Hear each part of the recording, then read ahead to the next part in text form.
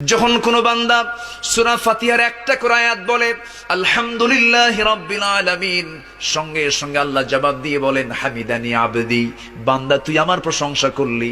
আর রহমানির রহিম যখন বলে আল্লাহ বলেন আসনা আলাইয়া আবদি।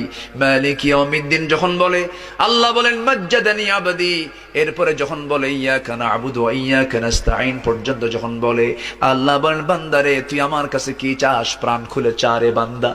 ইহদিনাস সিরাতাল মুস্তাকিম থেকে শুরু করে নিয়া ওয়ালাদ-দাল্লিন পর্যন্ত যখন বান্দা বলে তখন আল্লাহ বলেন বান্দা নামাজের মধ্যে এমন প্রেমের খেলা খেললি বান্দা, তুই যা চাইলি সব আমি আল্লাহ কবুল করলাম। ওই বান্দা যখন রুকুতে যায় আল্লাহ তখন অস্থির হন।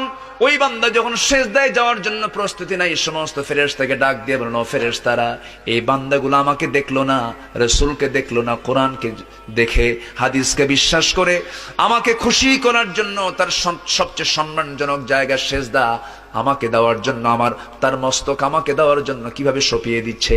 ও বান্দা, ওই ফেরেশতারা তোরা সাক্ষী থাক, এই সমস্ত বান্দার জন্য সকল জাহান্নামের দরজা বন্ধ করে 8টা